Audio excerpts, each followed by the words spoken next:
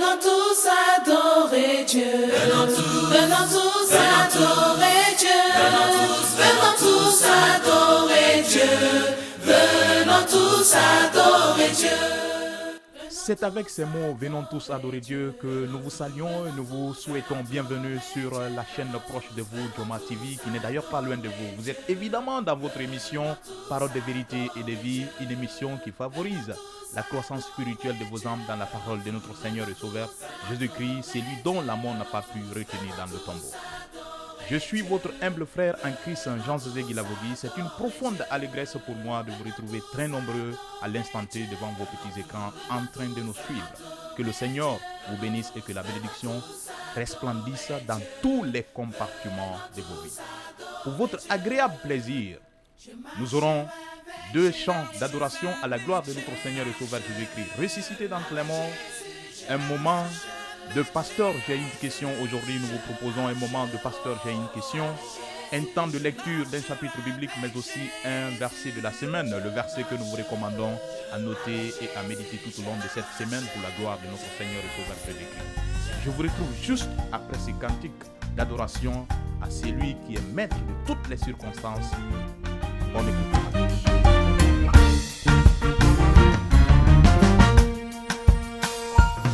Il n'y a rien que mon Dieu ne puisse faire, il brise toutes les barrières. Il n'y a rien que mon Dieu ne puisse faire, Jéhovah surpasse toutes choses. J'ai goûté de son amour, j'ai vu toutes ses merveilles.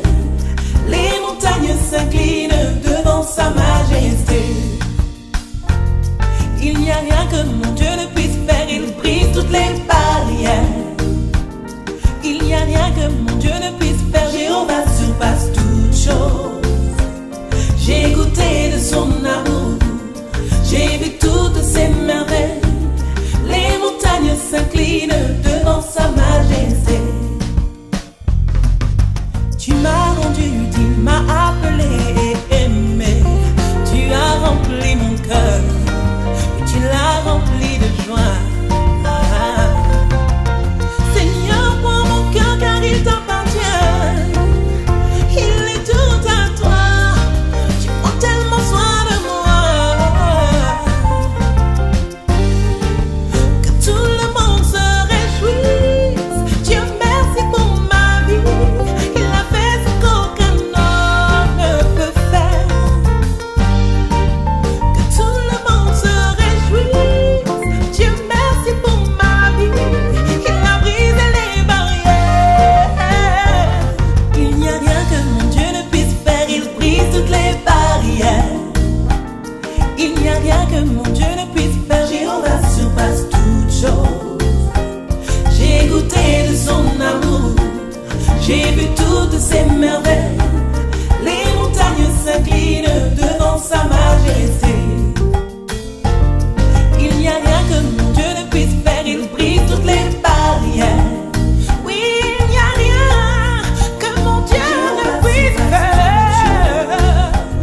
J'ai goûté de son, j'ai vu toutes ses merveilles. Les montagnes s'inclinent devant sa majesté.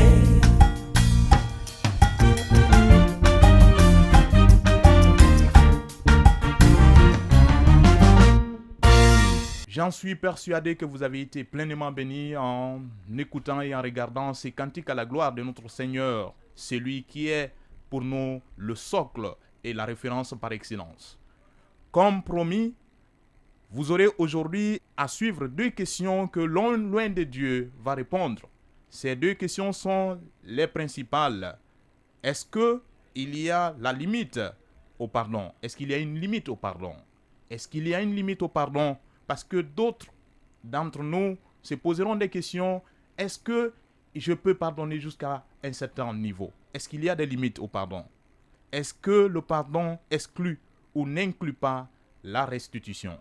Pour alors appréhender la profondeur de ces questions, loin de Dieu est prédisposé à nous les répondre.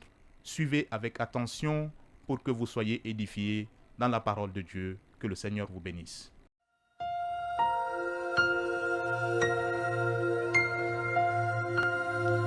Bien-aimés frères et sœurs, bonjour et bienvenue dans votre émission Parole de vérité et de vie sur Dioma TV tous les dimanches à partir de 7h30.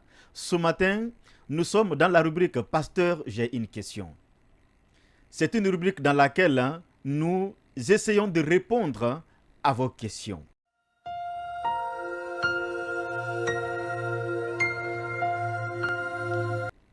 Et ce matin, nous avons deux questions comme ça a été annoncé par le modérateur. La première question est de savoir est-ce qu'il y a une limite au pardon?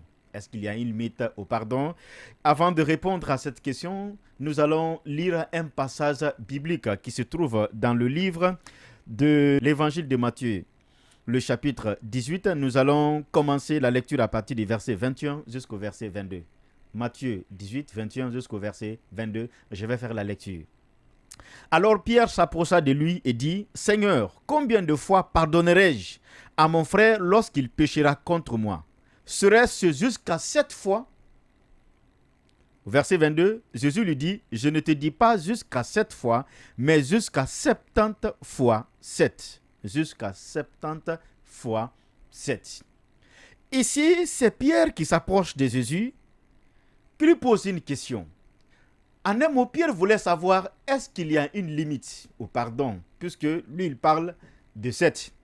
J'ai l'impression que c'est comme si dans la coutume juive, les gens pardonnaient jusqu'à 7 fois. Après 7 fois là, tu n'as plus droit au pardon, parce que là, tu es parti trop. Mais Jésus lui dit, je ne te dis pas jusqu'à 7 fois, mais jusqu'à 70 fois 7. Jésus dit, il faut pardonner jusqu'à 70 fois 7. 70 fois 7. En fait, Jésus, en donnant ce nombre à Pierre, il ne voulait pas lui dire qu'il y a une limite au pardon, mais il voulait lui dire tout simplement qu'il n'y a pas de limite au pardon. Autant de fois que ton frère péchera contre toi, autant de fois, il faut l'offrir le pardon. Pourquoi il faut le faire? Nous avons dit dans nos enseignements passés à propos des raisons pour lesquelles nous devons pardonner.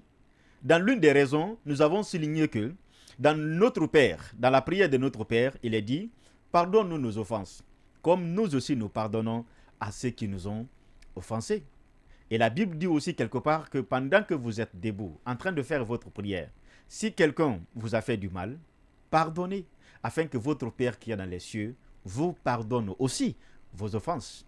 Donc, le pardon que Dieu nous offre conditionne d'abord le pardon que nous offrons à notre semblable. Nous avons vu aussi la parabole du serviteur impitoyable qui a reçu grâce, mais qui à son tour a refusé de pardonner à son prochain.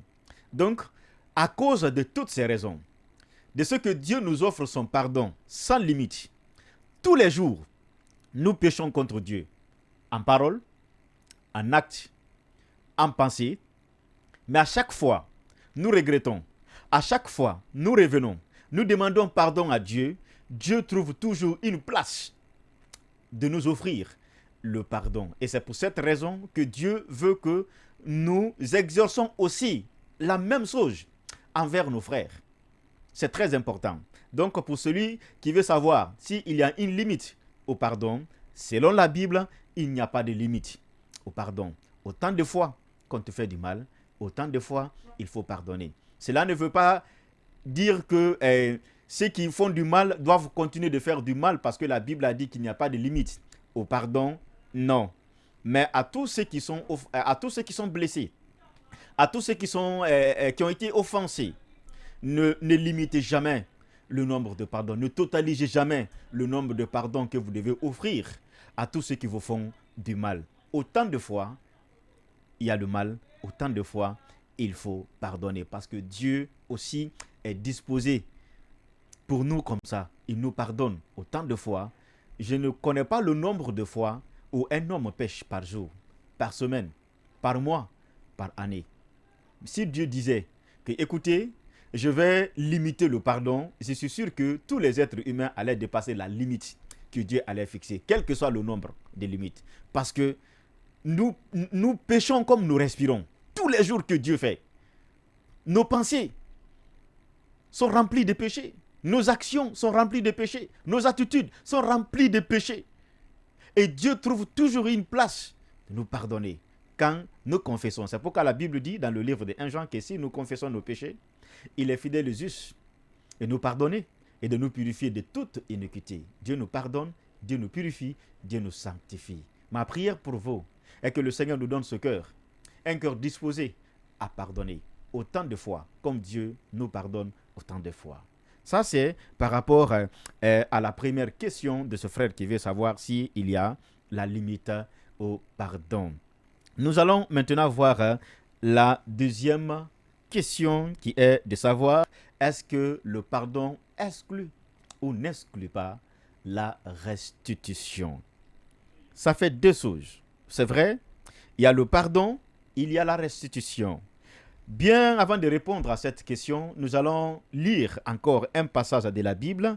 Et cette fois-ci, je vous invite à lire l'Évangile selon Luc. L'Évangile selon Luc, le chapitre 19. Nous allons commencer la lecture à partir du verset 1er. Là se trouve l'histoire d'un homme, un collecteur d'impôts. La Bible dit au verset 1er, Jésus étant entré dans Jéricho, traversait la ville, et voici un homme riche appelé Zachée, chef des publicains, cherchait à voir qui était Jésus. Au verset 3, mais il ne pouvait y parvenir à cause de la foule, car il était de petite taille. Il courut en avant et monta sur un sycomore pour le voir parce qu'il devait passer par là. Lorsque Jésus fut arrivé à cet endroit, il leva les yeux et dit, « Zachée, hâte-toi de descendre, car il faut que je demeure aujourd'hui dans ta maison. » Zachée se hâta de descendre et le reçut avec joie. Au verset 7, voyant cela, tous murmuraient et disaient, il est allé loger chez un pécheur. Mais Zachée se tenait devant le Seigneur et dit, voici, Seigneur, je donne aux pauvres la moitié de mes biens, et si j'ai fait tort de quelque chose à quelqu'un, je lui rends le quadruple. Jésus lui dit, le salut est entré aujourd'hui dans cette maison, parce que celui-ci est aussi un fils d'Abraham. C'est l'histoire d'un collecteur d'impôts qui s'appelle Zachée, qui était de petite taille. Cet homme apparemment n'était pas aimé à cause de sa corruption. Mais un jour, Jésus rentre dans la ville où il se trouve. Il a entendu parler de Jésus. Comme il était de petite taille, il ne pouvait pas le voir. Il a décidé de monter sous un arbre. Et au niveau où Jésus est arrivé, il a appelé Zachée par son nom. Il dit, Zachée, descends parce qu'aujourd'hui, je veux demeurer dans ta maison. Et les gens ont murmuré. Pourquoi il est parti chez un pécheur, un collecteur d'impôts, celui qui vole notre argent, celui qui détourne notre bien? La Bible dit, Zachée se tenait devant Jésus. Il dit, Seigneur, je donne aux pauvres la moitié de mes biens. Et si j'ai fait tort de quelque chose à quelqu'un, je le rends le quadruple. Il dit, si j'ai détourné l'argent avec quelqu'un, je vais multiplier par 4 pour rembourser la personne. Donc, quelque part, Zachée reconnaît qu'il a détourné de l'argent aux gens. Et cette fois-ci, il demande pardon, non seulement, mais il veut restituer, il veut rembourser. Le pardon n'exclut pas parfois la restitution. Je dis parfois, bien sûr. Je vous explique. Je vous donne un exemple.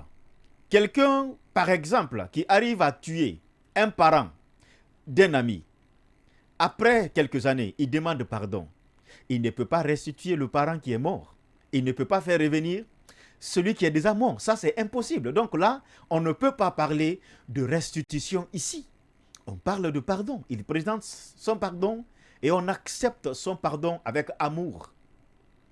Mais, supposons, quelqu'un qui a volé un bien de quelqu'un et après, il a été touché, il vient demander pardon et qu'il a la possibilité de restituer ce qu'il a volé, il doit restituer ce bien. C'est pourquoi je dis, parfois la restitution est possible, parfois la restitution n'est pas possible. Si tu as la possibilité de rembourser ce que tu as volé, ce que tu as détourné, c'est bien de demander pardon, mais c'est bien aussi de retourner, de restituer ce que tu as pris avec la personne. C'est extrêmement important. Quelqu'un a une voiture. Il ne se nourrit que de cette voiture. Tu détournes cette voiture. Et puis tu te sers de la Bible. Tu dis, mon frère, la Bible dit de pardonner. Pardon. Il pardonne. Mais il a le droit de réclamer cette voiture parce que c'est avec ça qu'il se nourrit. S'il n'y a pas cette voiture, il ne peut pas se nourrir. Donc c'est important que tu rembourses, que tu rends cette voiture. Aimables téléspectateurs, je suis sûr que beaucoup d'entre vous se posent cette question de savoir est-ce que c'est bon parfois quand on pardonne de réclamer? Est-ce que cela veut dire qu'on n'a pas pardonné? Non. D'abord, voler le bien de quelqu'un, c'est un mal. Il faut présenter ses excuses. Ça, il faut faire la part des choses. Il faut rembourser, il faut restituer si tu as toutefois la possibilité de le faire. Donc, à ce frère qui veut savoir si c'est possible ou pas, je le dis que parfois, mais ce n'est pas dans tous les cas. Parce qu'il y a des cas, comme je vous ai cité le cas de la mort, on ne peut pas rembourser, on ne peut pas restituer. Mais il y a le cas des biens que la personne peut restituer, il peut rembourser. Je crois que c'est important de le faire parce que ça vient pour rétablir la paix, ça vient pour rétablir la liaison ou le lien qui a été brisé. C'est important. Donc, si vous avez fait du mal à quelqu'un et qu'après tout, vous avez demandé pardon, mais vous avez la possibilité de rendre, vous avez la possibilité de restituer, je vous exhorte, je vous encourage à agir comme Zachée. Il n'a pas retardé. Il a reçu Jésus. Il s'est repenti, mais il ne voulait pas se limiter seulement à la repentance. Et il a voulu restituer à tout ce dont il a détourné de l'argent. Et il est parti. Il a dit, je vais même le faire 4 fois. Cela ne veut pas dire que toi aussi tu dois le faire 4 fois. Si tu as la possibilité de le faire, il faut le faire. Mais à la limite, ce que la Bible te demande, si tu as pris un bic, tu as demandé pardon parce que tu as volé, tu as causé du tort, tu as la possibilité de rendre le bic là. Il faut rendre. Si tu as pris l'argent et que tu as la possibilité de rendre, il faut rendre. À moins que le propriétaire te dise, je ne veux plus. Mais s'il veut, il faut donner. Donc voici la réponse à ces 2 questions. Il n'y a pas de limite au pardon. Autant de fois, il faut toujours pardonner. Il faut être disposé à le faire ainsi parce que Dieu le fait de même pour nous. Et le pardon nécessite parfois la restitution. Mais parfois, ce n'est pas possible. Mais si c'est possible, il faut le faire parce que c'est biblique. Zachée est un exemple parfait de ce que nous pouvons faire, en plus de demander pardon. La semaine à venir, n'hésitez pas, si vous avez des questions, à nous faire parvenir vos questionnaires par SMS sous les numéros que vous allez recevoir au bas de vos écrans à la fin de l'émission ou nous écrire sur nos différentes plateformes. Mais d'ici là, je prie que le Seigneur dans sa grâce vous bénisse et nous aide à vivre réellement le pardon. Le pardon est bénéfique pour le bon déroulement, pour la survie d'une société, d'une nation. Sans le pardon, la relation entre l'homme et Dieu n'allait pas être possible. Et sans le pardon, la relation entre un homme et une femme ne peut pas être possible. La bonne marche dans la nation ne peut pas être possible. Nous vous encourageons, nous vous exhortons à opter pour le pardon. En optant pour le pardon, vous optez dans le royaume de Dieu. Parce que Dieu est pardon. Le diable, c'est le non-pardon. Que le Seigneur dans sa grâce vous bénisse. Je vous donne rendez-vous à l'émission prochaine. Que Dieu vous bénisse. Ravi que vous aviez été pleinement bénis en écoutant ces réponses sages données par Loin de Dieu, pasteur Isaac Mara, pasteur, que le Seigneur vous bénisse abondamment. Sans transition, recevez le chapitre de la semaine, le chapitre d'ailleurs que nous vous recommandons à méditer tout au long de cette semaine pour la gloire de notre Seigneur et Sauveur Jésus-Christ. Bonne écoute à tous.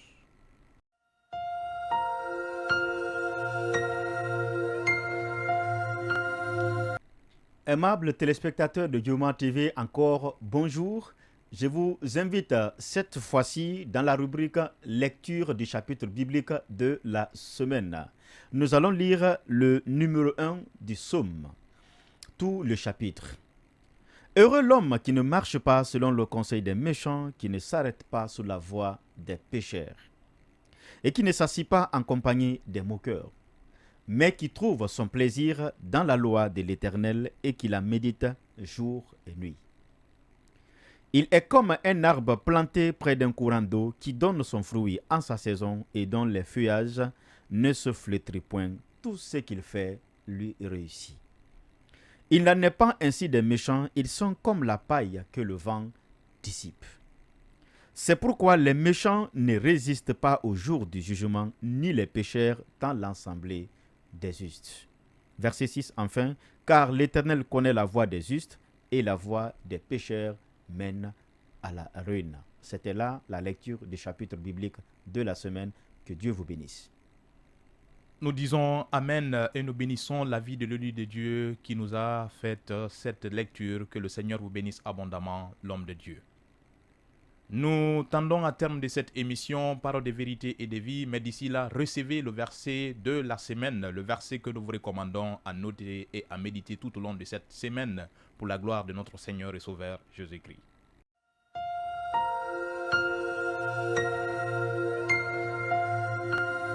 Voici pour vous le verset biblique de la semaine pour vous accompagner tout au long de la semaine avec la parole de notre Dieu. Le verset est tiré dans le livre de Psaume 119, verset 105. Psaume 119, verset 105, je fais la lecture. Ta parole est une lampe à mes pieds et une lumière sur mon sentier. Je reprends. Ta parole est une lampe à mes pieds et une lumière sur mon sentier. Vous voulez être éclairé sur votre chemin. Mais laissez-vous guider par la parole de Dieu. Avec la parole de Dieu, vos voies seront éclairées et vous n'allez pas marcher dans l'obscurité. Ma prière pour vous est que le Seigneur nous aide à prendre la parole de Dieu comme notre référence, comme notre guide. Ainsi, avec la parole de Dieu, nous allons marcher en plein jour et notre pied ne se heurtera pas contre une pierre. Que Dieu vous bénisse. Nous disons Amen et nous bénissons la vie de l'élu de Dieu pour cette brillante lecture. Tout le plaisir a été pour moi de vous servir tout au long de cette émission. Merci à vous tous qui l'aviez suivi avec objectivité. Merci à Dioma Media pour cette opportunité de s'aimer la parole de Dieu sur leur chaîne. Merci à l'équipe technique qui nous a accompagnés à toucher des âmes au travers de la parole de Dieu. Merci à Loin de Dieu pour la disponibilité à impacter les âmes. Merci à vous tous et que le Seigneur vous bénisse abondamment. Pour tout besoin d'accompagnement spirituel, de conseils ou d'orientation, veuillez contacter le numéro suivant. Le 622 18 11 58. Le 622 18 11 58. Ou consultez nos pages Facebook et YouTube. Nos conseillers seront là pour vous accompagner à consolider vos liens avec le Christ ou l'accepter en tant que restaurateur. Demeurez sous la grâce infinie de notre Seigneur et Sauveur Jésus-Christ. Allez, portez-vous bien et bonne continuité de programme sur la chaîne proche de vous, Dioma TV. Bon dimanche à vos différentes familles.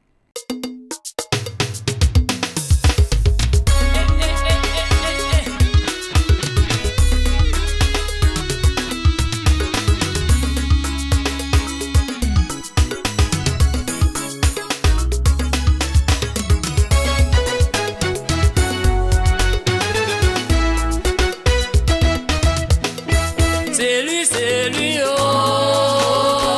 C'est lui, oh.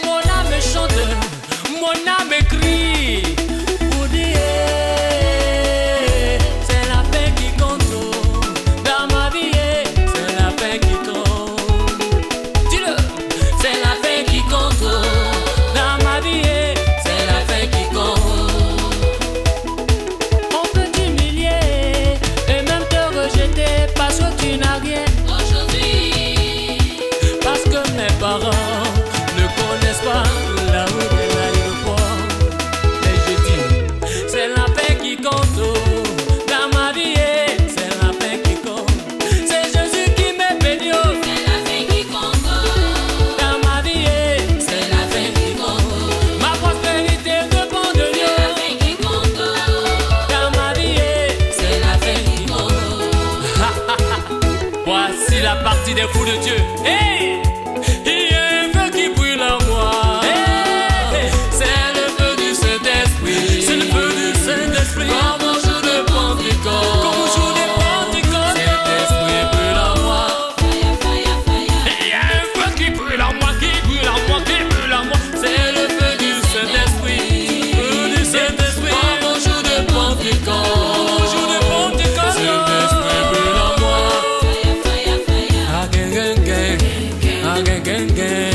Pour mon travail, pour mon ministère. Hey.